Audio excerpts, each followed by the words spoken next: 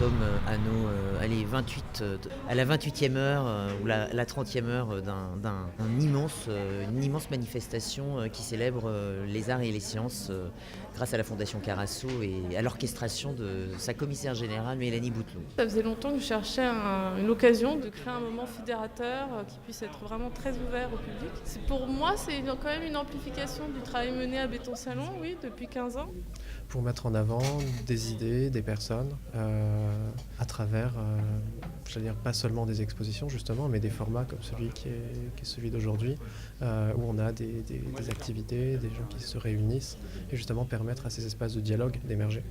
Il y a énormément de propositions d'ailleurs interactives où on sollicite une activité de la part du spectateur justement qui ne reste pas simplement spectateur. Je crois que c'est une des propositions vraiment intéressantes, c'est qu'assez systématiquement on doit se déplacer, on déambule à travers toute la cité, on doit se déplacer, on doit aller au-delà et au-devant plutôt des découvertes et des diverses propositions. On a en continu des échanges, des tables rondes et des interventions de personnes qui pour certaines sont venues de très très loin. À la base je suis venu parce qu'il y a eu un appel à projet, en lisant un peu les différents textes, je me suis dit que ça allait être super, que ça allait être l'occasion de rencontrer plein de gens et même de découvrir plein de pratiques. Je me suis inscrit notamment au workshop avec Otombong et Nkangak. Je n'ai pas encore trouvé, mais que je vais essayer de rejoindre pour faire notamment du savon tout à l'heure, ou à un autre workshop autour de la bouture. J'en sais pas beaucoup plus, mais je vais découvrir, c'est ça qui est intéressant aussi. Alors l'enjeu, c'est d'interroger la notion de l'engagement. Et l'idée, c'était de réunir des personnalités différentes pour interroger cette notion de l'engagement, à la fois à travers le journalisme, avec Rokhaya Diallo, qui nous a fait l'honneur de venir ici, et puis avec des artistes comme Rossé, qui est auteur-rappeur, ou Monsieur Bonheur, qui est photographe. Et l'idée, c'est de se dire quel est cet engagement et comment il s'illustre. Il s'illustre de plein de manières différentes. Et il n'est pas qu'une question de militantisme, comme on l'entend souvent, mais ce sont des espaces de création des engagements. Française et qui ne connaît absolument pas les banlieues. L'engagement, c'est éprouver chaque jour, à tout moment, le travail qu'on fait en tant qu'artiste, le sortir, le frotter avec d'autres formes, avec le social notamment. Essayer de changer le monde un peu, c'est ça l'engagement. Moi je dirais que c'est la cohérence entre la manière de vivre et la manière les messages qu'on veut transmettre à travers ce qu'on raconte. Je pense qu'il y a beaucoup de choses qui passent par la poésie, c'est pas forcément le message au sens politique du terme.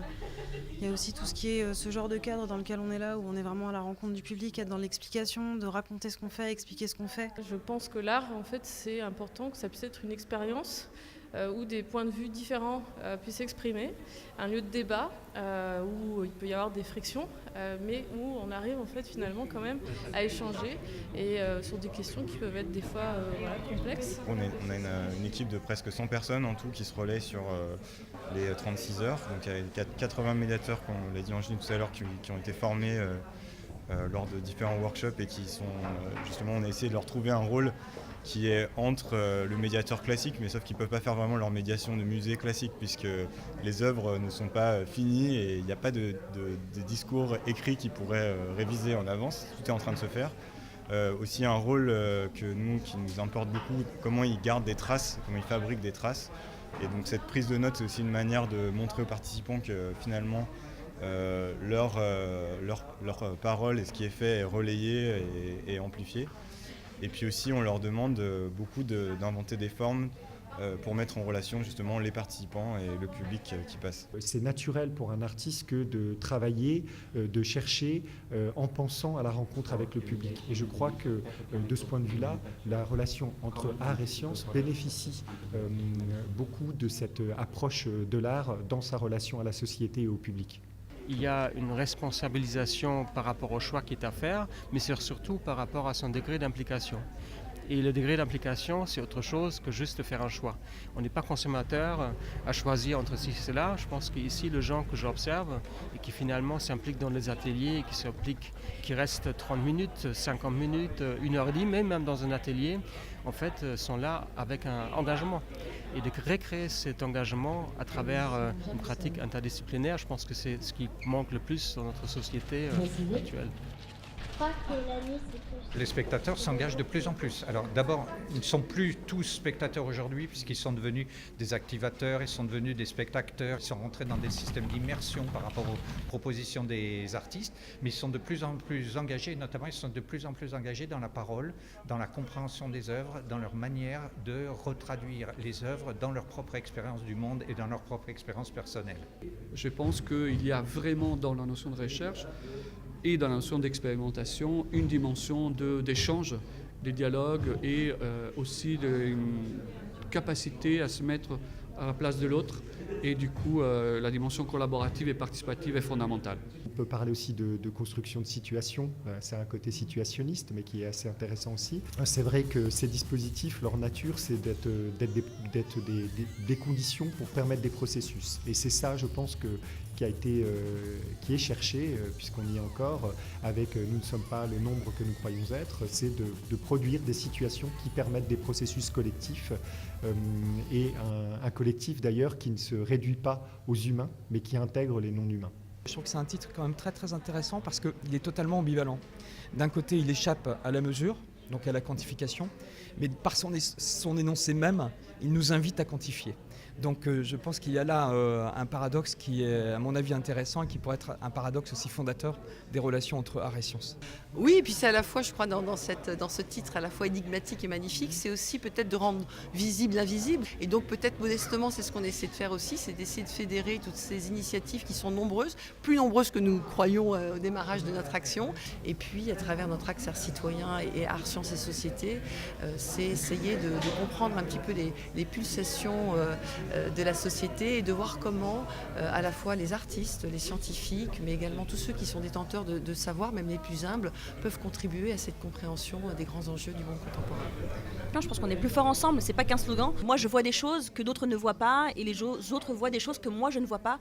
Et je pense que c'est fondamental de pouvoir travailler justement en commun et de mettre en commun tout cela pour tout simplement avoir un regard le plus réaliste possible. Avec Tarek, on a choisi d'être un duo finalement et de fonctionner en duo parce que ça permet des échanges, ça permet des retours sur expérience, ça permet d'avoir dans notre cas et dans le cas de beaucoup d'autres personnes ici des points de vue différents parce qu'on a des histoires, des formations, des pratiques qui sont différentes et cette complémentarité est, je pense, essentielle. Donc ce qu'on fait chacun, c'est secondaire. C'est ce qu'on fait ensemble qui est important. Et c'est là que justement, c'est comme si il y avait un peu une rencontre, une tectonique des plaques, quoi. Parce que c'est faire se rejoindre des continents qui peut-être se sont jamais rejoints, qui n'ont pas les mêmes climats, n'ont pas les mêmes manières de vibrer. Voilà. Et c'est ça qui est intéressant. Moi, je suis musicologue, je suis dans le milieu universitaire. Quand je travaille avec des artistes, ça me donne d'autres clés, d'autres manières de voir le monde, d'autres manières de le considérer. Et du coup, je pense que c'est ça. Artistes et scientifiques n'ont pas le même langage, on ne communique pas de la même manière. Et il faut être assez ouvert pour réussir à comprendre la manière dont l'autre s'exprime ou dont l'autre travaille. Et je pense que c'est ce qu'on a réussi à faire. On a réussi à créer un langage hybride qui fait qu'on se comprend. On essaye de se comprendre le mieux possible. Ce que l'on produit finalement est assez mixte puisque c'est à la fois, on a un pied dans les sciences, un pied évidemment dans la société et tout ça ayant aussi une dimension artistique. Donc on est sur des objets, des dispositifs qui sont hybrides eux aussi, en fait, qui héritent de cette hybridité, de la pluridisciplinarité, du collectif, de la relation publique. Ça va se cristalliser aussi dans les situations qu'on produit. Parce que dans cet objet, il y a un capteur en fait, qui détecte la présence des gens dans la pièce. Donc plus on est près de la pièce, plus elle respire vite. Et plus la pièce est toute seule, plus elle a une respiration calme. Donc l'idée, c'est d'avoir quelque chose une relation avec l'objet des deux côtés, que l'objet est autonome en fait par rapport à l'humain qui est à côté. Dans l'activité même de recherche, les artistes et les designers vont créer des dispositifs, des œuvres qui ont valeur de dispositif, vont développer des connaissances. Et à l'instar des scientifiques qui attendent d'avoir un résultat pour les divulguer, pour les rendre publics, les publier, eh bien nous on les rend publics et on fait participer aussi des communautés non artistiques et non scientifiques à ces résultats en les montrant, en les testant, en les expérimentant. Et c'est un peu d'ailleurs ce qui est en train de se passer ici à la Cité internationale des arts, c'est un peu cet esprit-là aussi qui anime la présence et l'activité de l'ANSAD au sein de ce nouvel écosystème. Une des forces de ces objets à comportement, c'est de mettre en crise aussi les perspectives disciplinaires. Ce sont des objets qui sont faits parfois par des designers, parfois par des artistes, parfois par des équipes réunies. D'ailleurs, c'est pour ça aussi qu'on a développé un kit des robotiques modulaires, donc qui s'appelle USB Kit, qu'on utilise comme outil pour expérimenter. Souvent avec des enfants, des équipes mixtes. Et là, du coup, c'est vraiment de s'approprier des objets qu'on peut assembler très rapidement et les animer par une programmation du comportement. Moi, personnellement, en tout cas, je travaille sur les limites du design, comment pousser les objets à aller plus loin, à aller pas forcément dans la fonction classique du design, mais comment on peut dépasser la fonctionnalité. Cette relation au public, elle est très importante. Il me semble, comme on le voit ici dans l'événement, nous ne sommes pas le nombre que nous croyons être. Peut-être qu'aujourd'hui, ce qui renouvelle la relation des arts et donc aussi des sciences au public, c'est le fait que l'on n'est pas dans une situation où on montre des choses qui sont acquises, des choses qui sont stabilisées, des résultats, mais qu'on essaie plutôt de produire des conditions de partage, d'échange, et de travail en commun. De donner des clés pour comprendre ce qu'on est en train de regarder, ce qu'on est en train de découvrir, quoi. On est peut-être dans une négociation de forme plus que dans une négociation d'objets. En même temps, on est quand même aussi dans une négociation du capitalisme cognitif. Et pour moi, c'est une action très politique. C'est politique de dire que je suis artiste physicien. Ça veut dire que c'est un passage du monde des idées au monde des actions. La Labo Factory m'a permis, en quelque sorte, de rejoindre un peu les deux âmes de musiciens et de scientifiques. Avec une activité, une pratique, un lien direct avec le public, avec l'utilisation finale de l'objet. L'engagement, il va bien au-delà d'une esthétique, parce qu'il y a autour de la science, il y a très facilement une fascination qui arrive par la technologie. Nous, on essaie par contre de questionner bien plus loin, et souvent ces pièces, elles resituent nos rapports et nos perceptions avec des éléments, avec des fluides, avec de la brume, avec du vent, avec de la lumière. Ça re-questionne la place de l'homme face à tous ces éléments. La chaire Arts et Sciences, elle est portée, elle est portée par l'ANSAD et l'École Polytechnique. Le but de cette chaire, il est multiple, mais évidemment, c'est déjà d'investir un champ finalement qui est très ouvert, puisque c'est d'investir des questions complexes de société par la pluridisciplinarité. L'association Arts Sciences, c'est un champ de recherche absolument fondamental, parce qu'il peut servir de modèle à ce que moi j'appelle la construction d'une société en archipel, c'est-à-dire des interférences, des interactions entre toutes les disciplines, entre toutes les personnes qui représentent des disciplines, entre toutes les personnes qui construisent telle ou telle voie, fût-elle personnelle, qui peuvent se mettre les unes à côté des autres ou en face des autres pour essayer de trouver un objet commun qui ne soit pas l'objet de l'un ou l'objet de l'autre, mais qui soit un tierce objet à l'intérieur duquel se construisent ces archipels promoteurs d'une société future. J'ai commencé Arts et Sciences en 90 en créant un nouveau labo à Polytechnique, et pour moi c'était de dire que le labo doit être au milieu de l'agora, c'est-à-dire qu'il doit être traversé par les autres flux, l'économie, les gens qui veulent même faire des business plans. Alors, Labo Factory est partie de cette idée qu'il fallait dialoguer encore plus entre différents acteurs du monde de l'art, à la fois donc des chercheurs, des scientifiques, mais aussi des étudiants, des physiciens, des astrophysiciens. Et en fait, ce qu'on voit ici, c'est le fruit de cette sédimentation. Et dans la dynamique aussi du programme Art Citoyen de la Fondation Daniel et Nina Carasso, il y a l'ambition de pouvoir mener des travaux de recherche et création pluridisciplinaires en lien avec la société, c'est-à-dire dans un dialogue étroit avec le public. Les questions que nous posons, ce n'est pas l'affaire d'une spécialité, mais c'est l'affaire de plusieurs regards qui sont nécessaires. Et en tout cas, c'est ces regards croisés qui vont faire qu'on va mieux éclairer le monde, mieux le comprendre.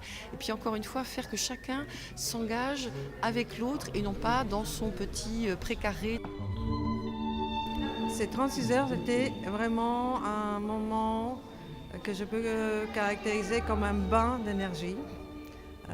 Ces contacts avec le public, qui est venu vraiment très nombreux, a encore une fois démontré le désir d'une grande proximité avec le monde de l'art, le monde de la science, incarné par des personnes qui étaient vraiment à la disposition des personnes qui sont venues pour dialoguer, pour expliquer ce qu'ils font, comment ils le font. Et c'était un véritable moment de partage. Et finalement, on sent que les gens ont besoin, en fait, ils ont une vraie demande en fait, de pouvoir passer du temps à échanger. Et donc chaque atelier a une ambiance différente et permet du coup d'avoir toutes sortes de conversations et d'expériences qui finalement se retrouvent être très réjouissantes. Juste regarde les gens, il y a des sourires qui font plaisir, il y a une vraie envie, un vrai appétit. Donc c'est une machine. C'est juste qu'on n'a pas envie qu'elle s'arrête au bout de 36 heures. Ça peut aider à fortifier des relations avec des partenaires, des artistes, des chercheurs.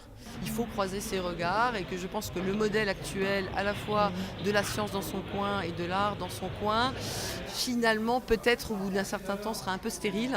Et comme notre monde va vite, qu'on a de grands défis devant nous, et je pense en particulier, ne serait-ce que le champ de l'intelligence artificielle dont on parle beaucoup, si on n'est pas capable d'avoir ces regards croisés, d'avoir des gens qui pensent différemment, peut-être qu'on va devant de grands enjeux comme aujourd'hui l'enjeu climatique, et Bruno Latour l'a rappelé, je veux dire c'est un débat que les artistes quelque part éclairent peut-être mieux parfois que les scientifiques. Et comme le propose ces 36 heures, de pouvoir aussi peut-être envisager un futur plus désirable.